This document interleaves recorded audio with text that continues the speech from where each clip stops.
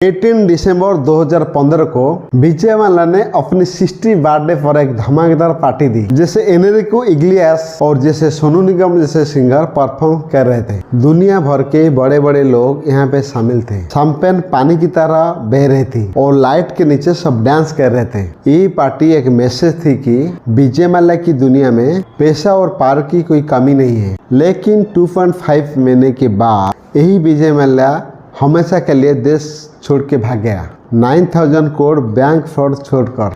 इस कहानी का शुरुआत होती है उनकी फादर विठल माल्या से। विठल एक शार्प बिजनेसमैन थे जो 1940 में स्टॉक मार्केट में काफी पैसा कमा चुके थे। उन्होंने यूनाइटेड ब्रीवरीज के छोटी कंपनी को टेक ओवर किया, जो ब्रिटिशर्स ने अपनी ट्रूप्स और लिकर सप्लाई करने के लिए शुरू की थी। सिर्फ 26 साल की उम्र में विठल माल्या यूवी का चेयरमैन बन गए थे और धीरे धीरे इंडिया में एक लिकर टाइकून बन गए। 1983 में 58 साल में विठल माल्या का हार्ट अटैक में देहांत हो गया। तभी कहानी में एंट्री होती है उनकी 27 साल का बेटा विजय माल्या। विजय माल्या अपनी लग्जरी और फ्लैशी लाइफस्टाइल वाले एक इंसान थी। उनकी फादर की जानने के बाद ईवी की इन्वेस्टर और मैनेजर उनकी लीडरशिप को लेकर डाउटफुल थी, लेकिन शेयर होल्डर के सपोर्ट से विजय माल्या चेयरमैन बन गए। विजय माल्या ने अपनी नाम बनाने के लिए ईवी ग्रुप को एक लिकर बिजनेस में सीमित नहीं रखा।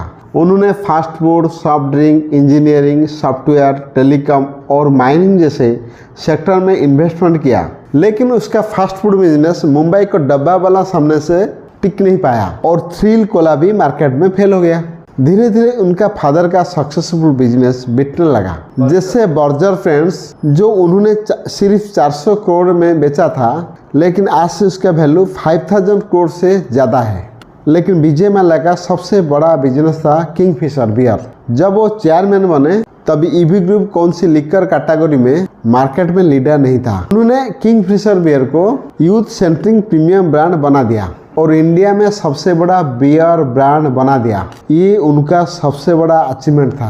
लेकिन फिर आई उनके सबसे बड़ा गलती, किंगफिशर एयरलाइंस। उनका प्लान था एक लग्जरी एयरलाइन बनाना तो एक प्रीमियम एक्सपीरियंस दे, लेकिन इंडिया में ज़्यादातर लोग लो कॉस्ट एयरलाइंस प्रीफर कर रहे थे। जब इंडिगो और स्पाइस जेट जैसे बजट एयरलाइन से आए तो लोग उनकी चीप टिकट के वजह से शिफ्ट होने लगे। किंगफिशर एयरलाइंस में लग्जरियस फैसिलिटी थी, लेकिन टिकट प्राइस उनकी मुताबिक हाई थी, जिस वजह से लॉसेस होने लगे। 2008 में ग्लोबल फाइनेंशियल क्राइसिस आ गया, जिसमें फ्यूल प्राइस बढ़ गया, जिनमें एयरलाइंस कस्टमर कम हो गए।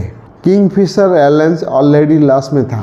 धीरे धीरे विजय माल्या बैंक से लोन लेने लगे। उन्होंने 9000 करोड़ का लोन ले लिया, जो रीपे नहीं हो सका। 2012 में किंगफिशर एयरलाइन बंद हो गए और 2016 में विजय माल्या यूके भाग गए। आज भी इंडिया अथॉरिटी उनको वापस आने के लिए कोशिश कर रहे हैं, लेकिन अब तक कोई सक्सेस नहीं मिला। विजय माल्या कभी इंडिया का लिकर किंग कहलाए जाते थे, लेकिन वो आज एक फॉर्जेटिक इकोनॉमिक ऑफेंडर बन गए। तो दोस्तों, ये था विजय माल्या की कहानी। तो वीडियो कैसा लगा कमेंट सेक्शन में बताइए और वीडियो को लाइक कीजिए, चैनल को सब्सक्राइब कीजिए और अपने दोस्त के साथ शेयर कीजिए। Thanks for watching.